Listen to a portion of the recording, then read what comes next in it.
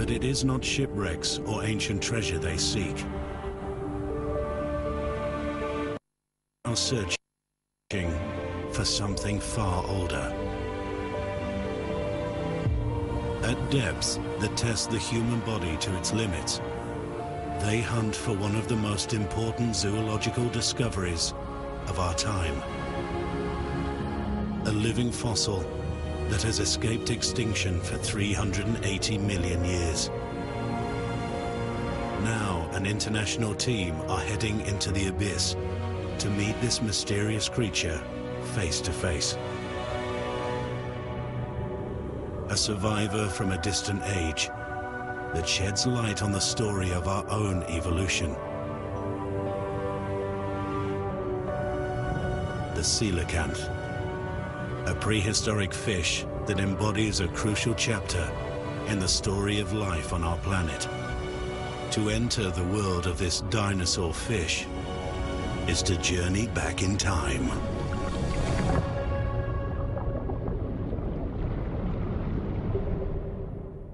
For nearly a century, the coelacanth has been the passion of scientists trying to understand the history and development of life on Earth. The fossils of these bizarre-looking fish have long been recognized as tantalizing evidence of a great evolutionary event. The day an aquatic creature first left the ocean to reach the open air and live on dry land.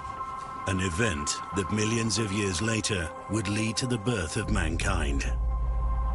Believed to have been extinct for 65 million years, finding one of these fossilized fish alive would be like finding a living, breathing dinosaur. The fossil record shows that 500 million years ago, some soft-bodied animals developed spiny appendages that allowed them to take great evolutionary strides and conquer new territory. They formed the vertebrates, a family of animals which separated into two important branches around 380 million years ago.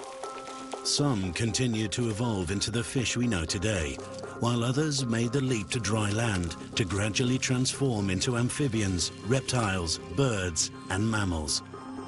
The coelacanth appeared around the time of this major evolutionary junction.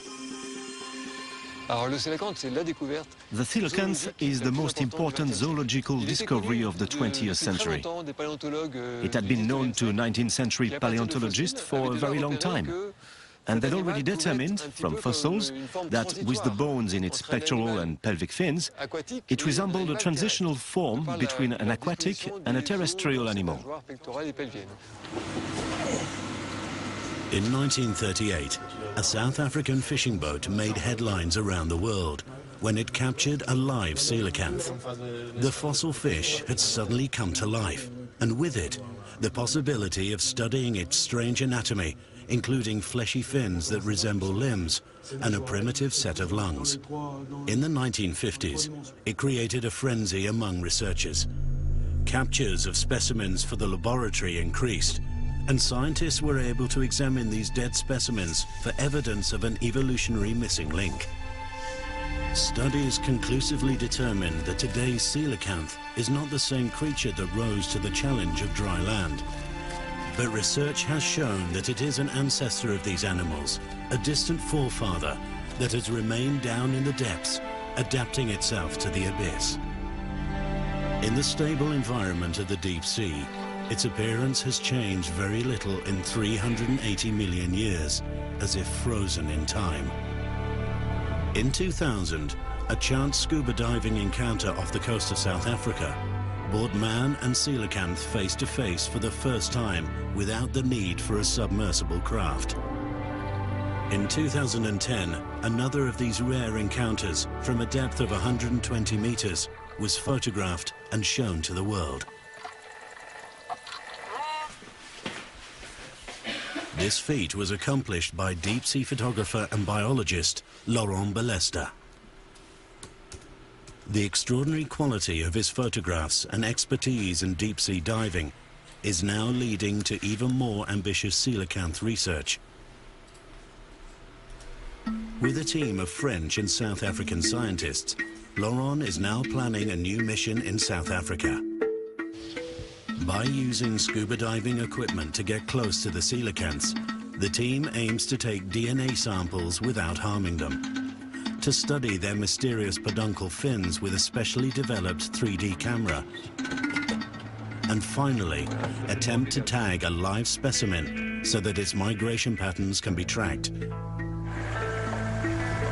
It has taken Laurent 3 years to set up 6 weeks of deep-sea diving research. Paleontologist Gaël Clément is joining forces with him for the expedition. Together, they have developed a new camera system that will break down every movement of the coelacanth's fins. This custom-built design is heavy and cumbersome, and they will need to deftly operate it 120 meters below the surface without scaring the fish.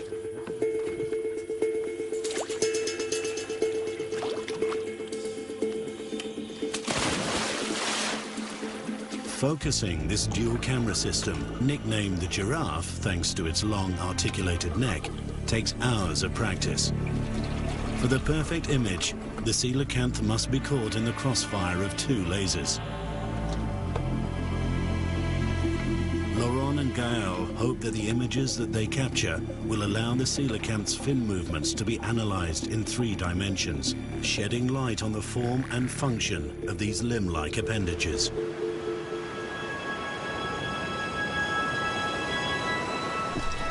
Laurent and his team are ready to attempt their first deep dive with the Giraffe camera.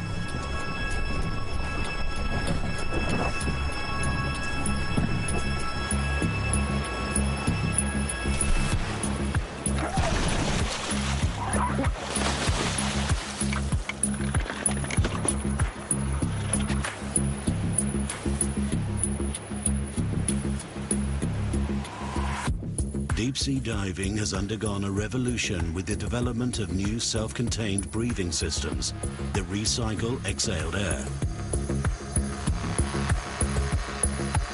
The system is electronically managed and controlled by the diver, but even with such advanced technology, a diver can stay at 120 meters for just 30 minutes.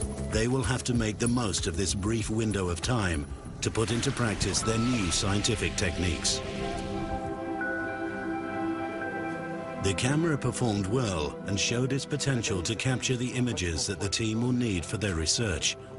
But the team also want to discover more about the behavior, movement, and migrations of the dinosaur fish. To do this, they have designed an electronic tag that can be harmlessly attached to the coelacanth's back. This will monitor the depth, brightness, and temperature of the water for 9 months before detaching and floating to the surface.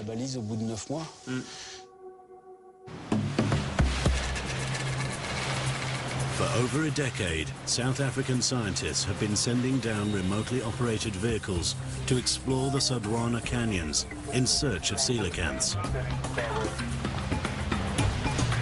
But using modern advances in scuba technology, Laurent aims to get much closer to their quarry and conduct experiments that even sophisticated robots are unable to perform.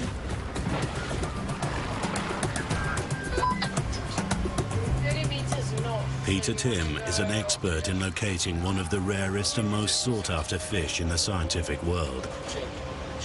Yeah, there's the U-shaped cave. Yeah, that's it.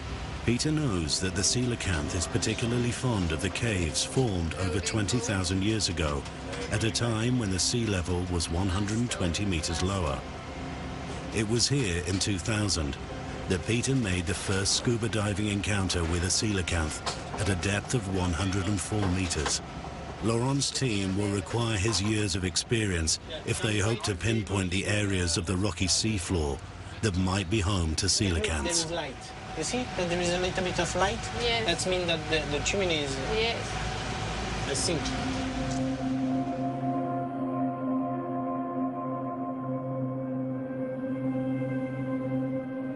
The canyon they will be exploring is gigantic. Hundreds of caves offer endless potential hiding places, and the team will have only limited time to investigate them.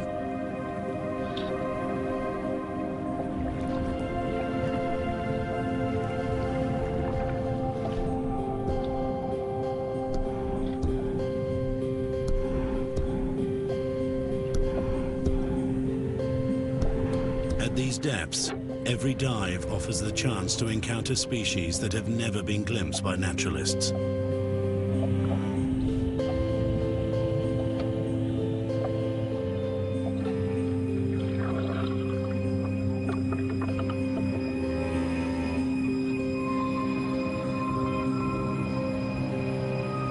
But the search for a coelacanth will have to take priority.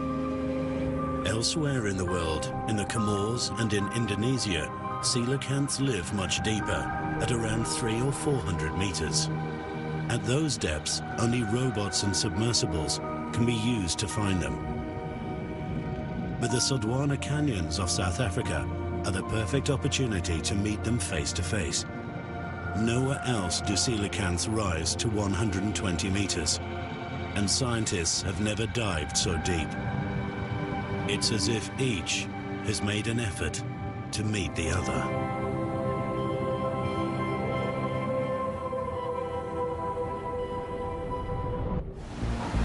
April 2013. At Sodwana Bay on South Africa's east coast, an international team of scientists and deep-sea divers are preparing for the start of their 6-week search for the coelacanth.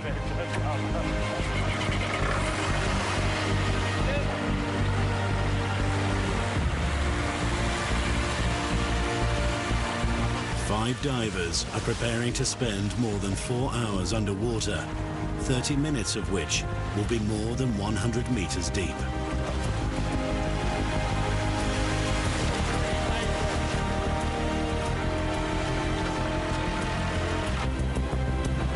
An expedition like this requires at least 2 boats, 3 rescue divers, and a lot of spare gas cylinders. Even for experienced divers, diving to such depths is extremely dangerous. It requires meticulous preparation and absolute focus. Okay, Bob. Right.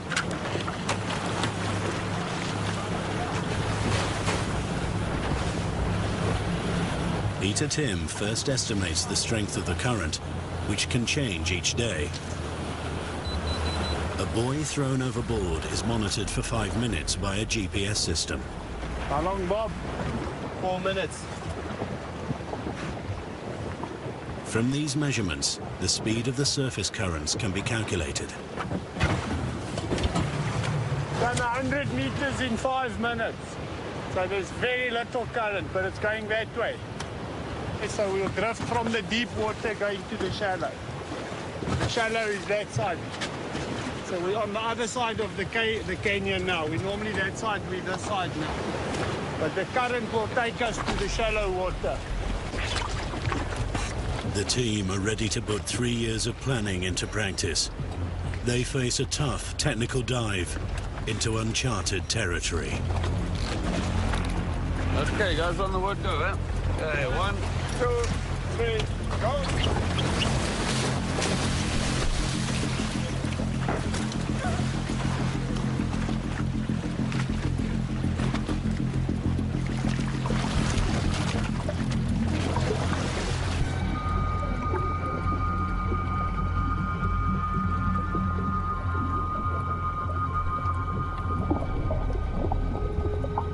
The 5 divers immediately begin their descent to avoid being carried away by the strong surface currents.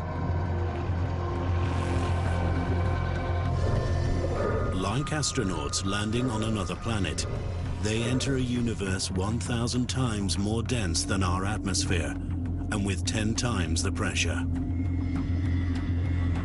It will take just 2 minutes to reach 100 meters, but 4.5 hours to safely return to the surface. Their breathing mixture is gradually enriched with helium to prevent a feeling of drunken euphoria known as nitrogen narcosis, a dangerous effect of the pressure that can lead to carelessness and fatal lapses in concentration. The team arrives at the canyon. It's a huge area that may be home to very few coelacanths, and every minute counts. The search begins. So the divers have just descended with their dual camera, the Giraffe camera, to capture the coelacanths in motion. The purpose of these two high-resolution cameras is to study the subtlety and the complexity of the coelacanth's manner of swimming.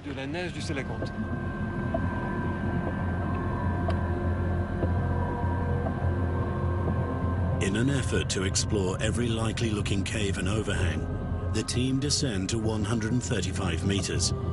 But the deeper they go, the more their blood is saturated with inhaled gases, which greatly adds to the decompression time needed during the ascent.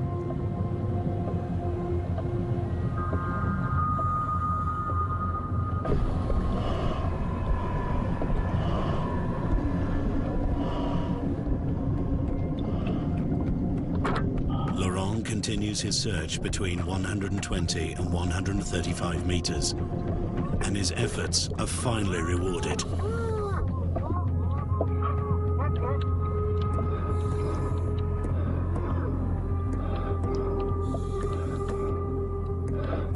The cave holds two coelacanths.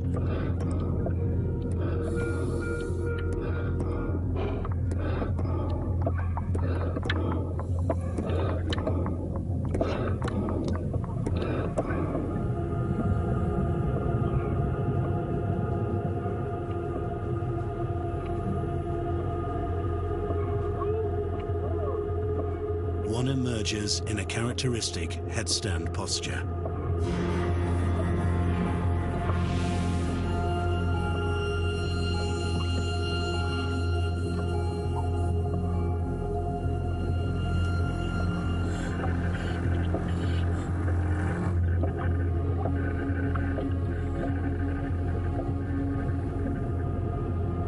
As the coelacanth eyes its bizarre-looking visitors, the Giraffe camera films its movements from two angles, as well as in slow motion and in 3 dimensions. Lasers guide the cameraman, who must only start filming when the beams hit the animal's body. At 500 frames per second, each shot can only last for 4 seconds, so accuracy is crucial.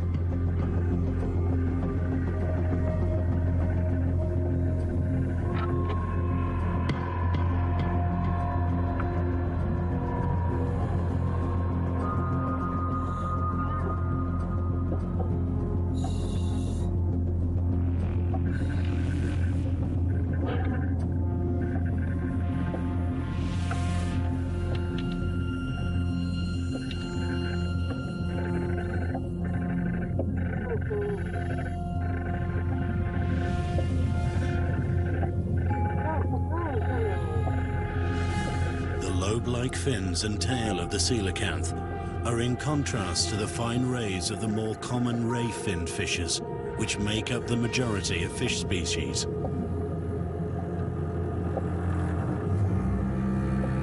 As it drifts with the currents, it uses them to stabilize itself and maneuver in virtually any direction.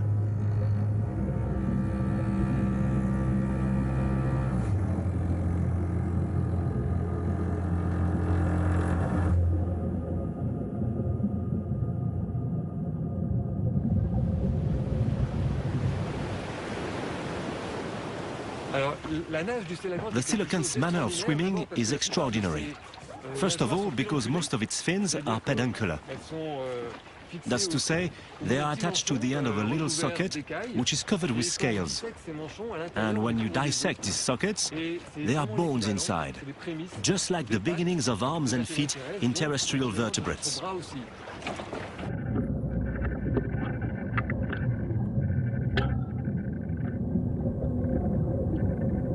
The coelacanth does not seem disturbed by the divers or the bright lights of the camera, but the team know they have limited time with it.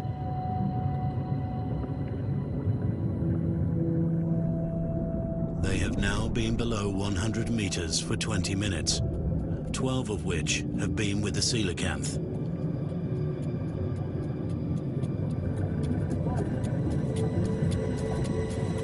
Just 6 additional minutes at such depth will add an extra hour to the time they need for decompression on their return to the surface.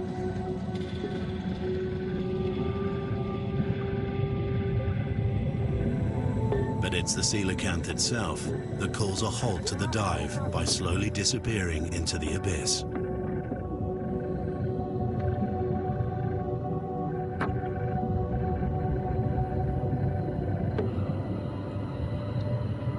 The divers send marker buoys rocketing to the surface, but they will have to follow much more slowly.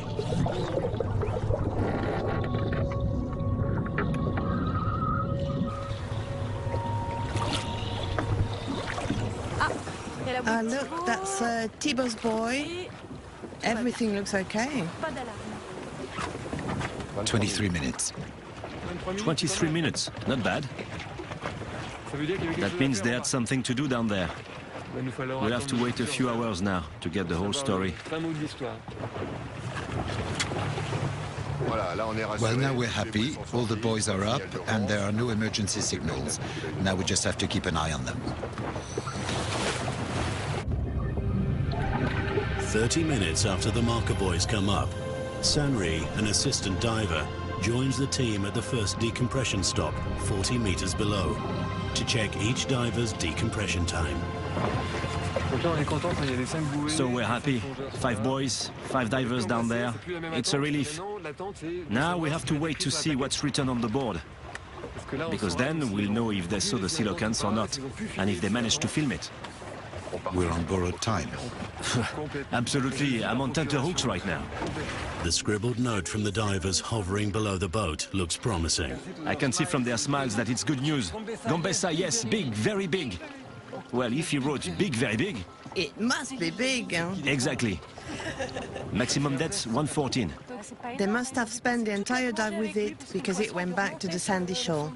That's the best thing they could have hoped for.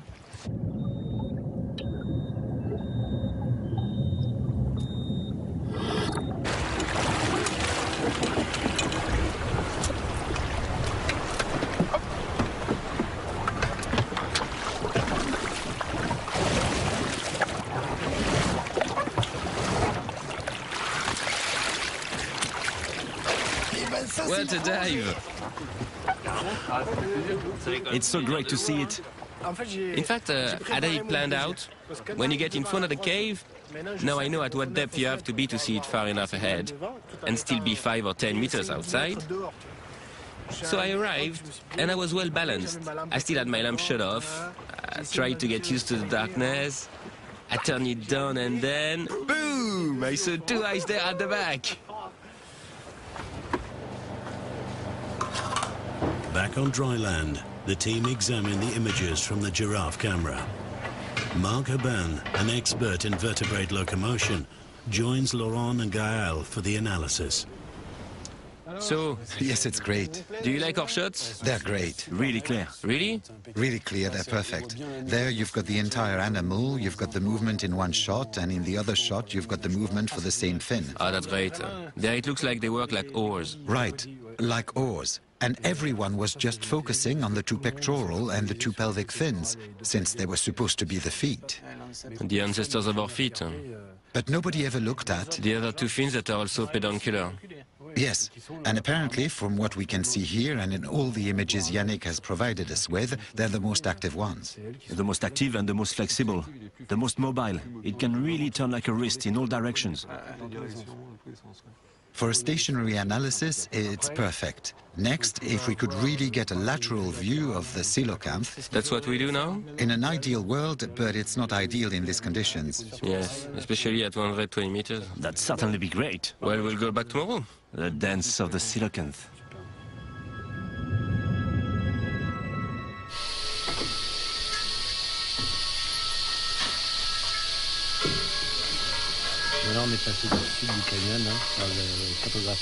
As the expedition progresses, the team are becoming more familiar with the canyon and complete more successful dives with the giraffe camera.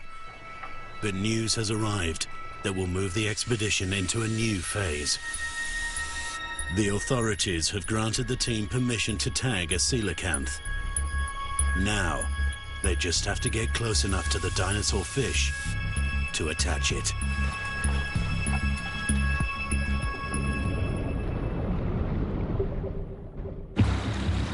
Sodwana Bay, South Africa, 2013. Laurent Balesta's team have been granted permission to tag a coelacanth. The data the tag will capture may shed light on the secretive life of these ancient fish. But first, they have to find one and get close enough to attach it. Go.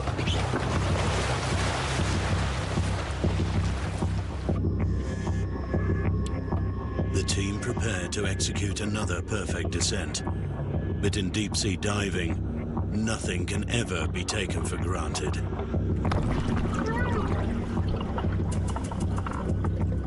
This dive proves to be their most challenging so far. Some awkward maneuvering is not the perfect start, and their frustrations continue. When a coelacanth is finally located, it's not in the correct position for them to complete their experiments.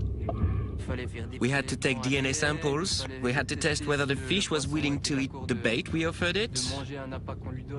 Plus, we had to use the giraffe. So, a lot of things to do. Too much protocol and too much underwater confusion. We didn't know whether to please the scientist or concentrate on the filming. We had so much to do, we didn't know what to think. As a result, we were disorganized. We didn't really take advantage of the few minutes we had on the bottom. And in the end, we ended up with a lot of decompression stops and not much to show for it. Not much in terms of scientific experiments or filming either.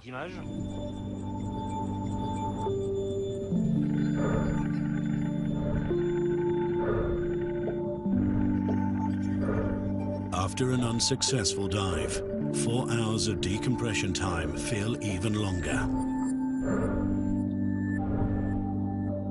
But as the team reflect on the challenges that they face, they at least have some entertaining company.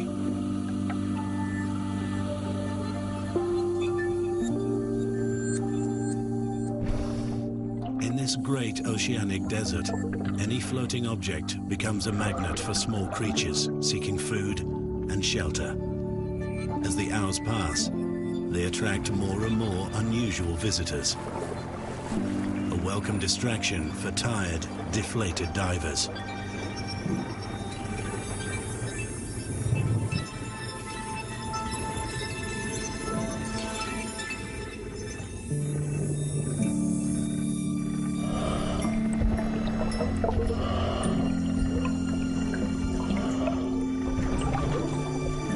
But the team cannot completely relax. They must monitor their equipment and are also being scrutinized by a silver-tip shark.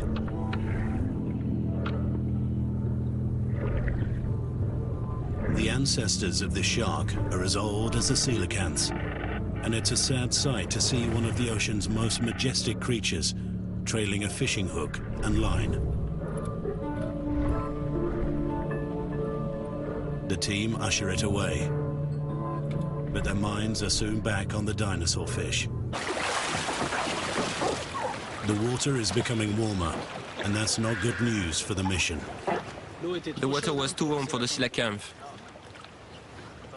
At 143 meters, it was still 24 degrees. There were no temperature layers, nothing.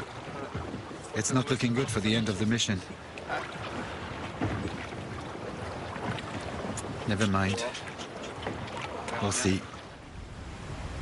For the next 8 days, the exploration of the Sodwana canyons draws a blank. The underwater maps the team have been relying on to locate new caves are not leading them to new coelacanths. The reason is okay. To improve their chances, they turn to the latest multi-beam echo sounder, capable of giving them a much clearer glimpse of this invisible world. We're in an area which is relatively unknown. Peter has a lot of experience. He's made a lot of dives, but he found spots by chance. He didn't really know where he was.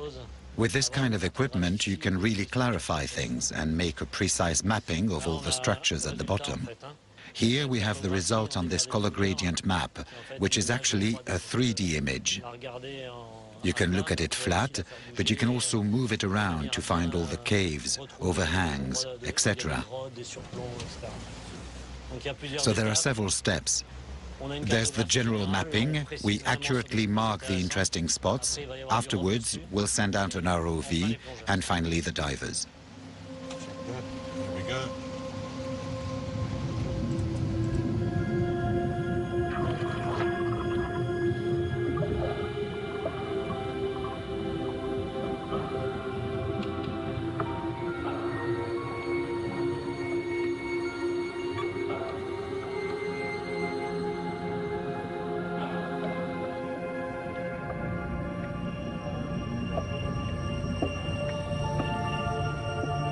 The team's new approach helps them identify many new caves, but the coelacanths remain elusive. During the next 5 dives, Laurent and his team cover several kilometers of seabed.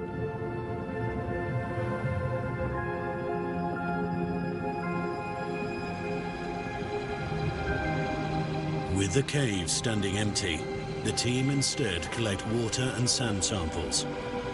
In the laboratory, scientists will be able to isolate any coelacanth DNA suspended in them to build a genetic profile of this prehistoric fish. But to complete their experiments, the team desperately need the coelacanths to return. There is only 1 week of diving left. The team has still not tagged a coelacanth, and now they are struggling to even find them. They need to find out if the warmer water has caused the coelacanths to leave the area, or whether they are simply using the caves at other times of the day. But they must hurry. Their last chance to discover more secrets about this enigmatic fish is slipping away.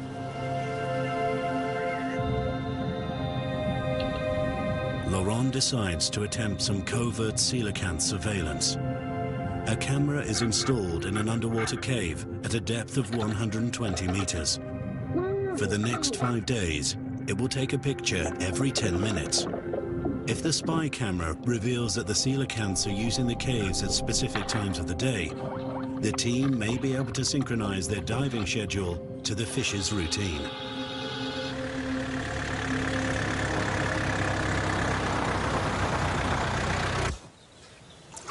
Five days later, the camera is retrieved. The pictures are in. The moment of truth is near. We're all with you. It'll all start near the surface, I think. There's the cap. The camera has steadily compiled images for 5 days, but a picture of a coelacanth is not among them. No.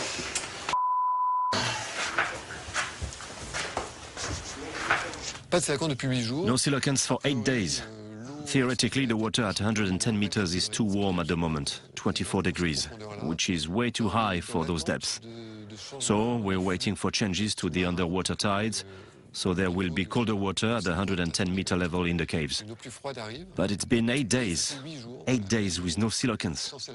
So it's very stressful waiting for the weather and currents to change. As the last dives of the expedition approach, the dinosaur fish has disappeared. Still needing to gather more crucial data, Laurent and his team are feeling the pressure.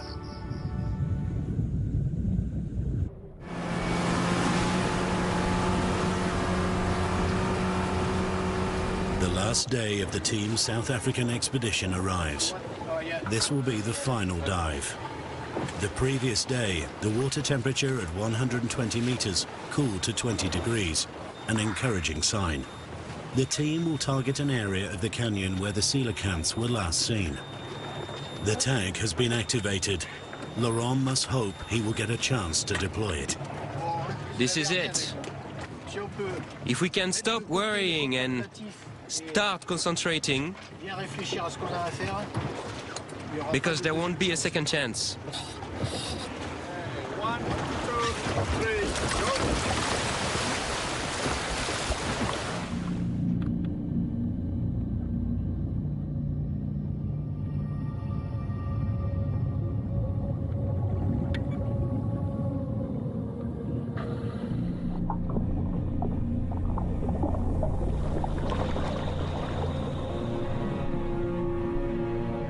quickly descend.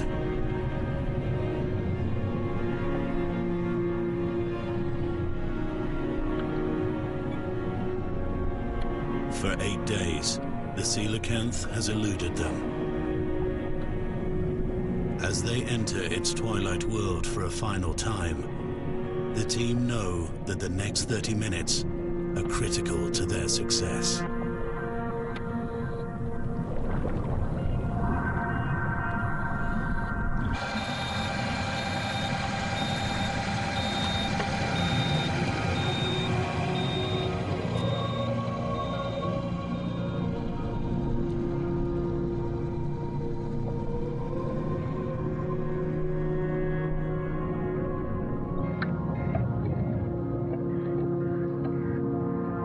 This time, a dinosaur fish is there to meet them.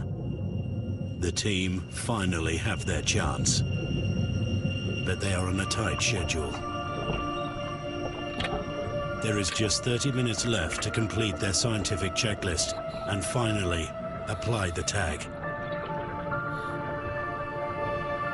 They begin by taking a DNA sample.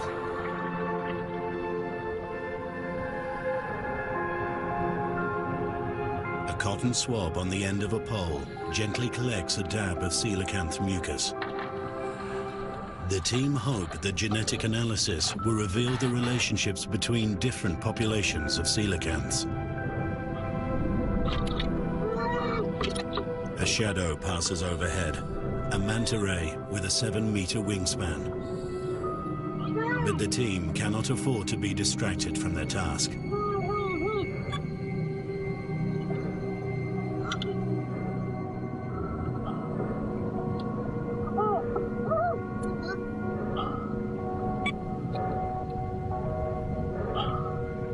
As the coelacanth drifts out of its cave, the giraffe camera's lasers align to capture the perfect close-up and the twisting motion of its lobed fins.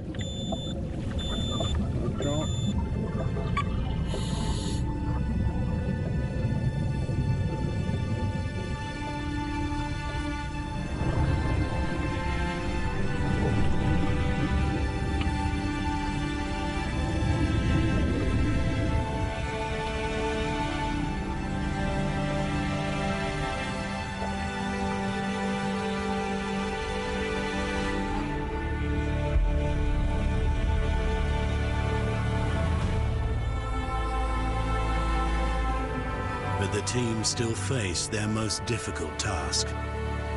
This is the first time a diver has attempted to tag a coelacanth. It's a delicate operation. After a careful approach, Laurent slides the hook of the tag between its scales.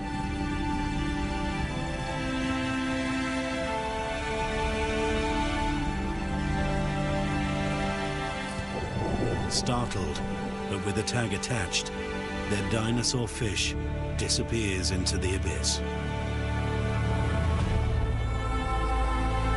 For the next 9 months, the tag will record the movements of the coelacanth before detaching and floating to the surface to deliver its data.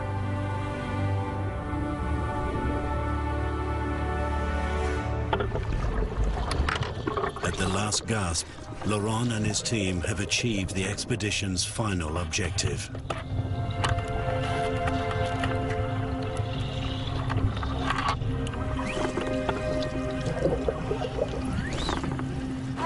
Here it is, right over there. Ah, voilà. They tagged it. Non! Ils l'ont tagué!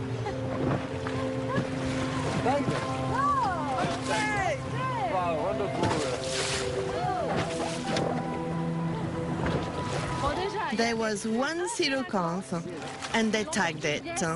Yes. That's a really good end,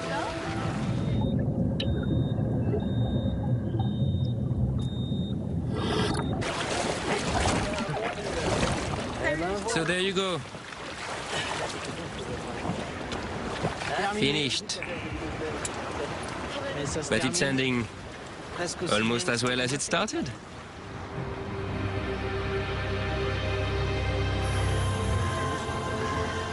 It will take months or even years for the researchers at the Museum of Natural History in Paris to analyze all the data accumulated during the 6-week expedition.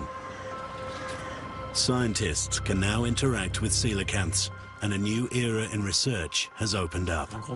Close up, it's really impressive. Yeah. You really feel like you're swimming with the coelacanth. See how it stabilizes itself. These images can be transferred to a computer program that can simulate how the coelacanth swims. The technology will even be able to look through the scales and map the motion of the skeleton beneath. The complex mechanisms of the coelacanth's fin motion and synchronization will be revealed. It's a journey back through time, spanning 380 million years. And the researchers also have high hopes for the tag attached to the very last coelacanth encountered on the expedition. The data it captures may help us understand the behavior, movements, and migrations of this mysterious animal.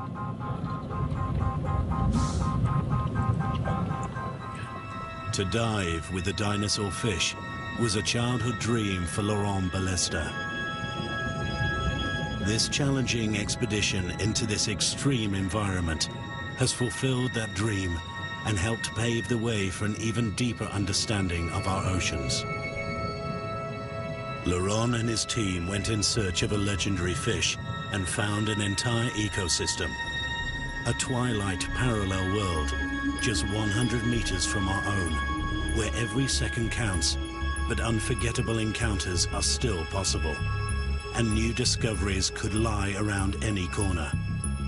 In his quest for the coelacanth, Laurent Balesta also discovered and photographed 2 other fish previously unknown to science. A new world waits to be explored, in which more great discoveries seem only a matter of time.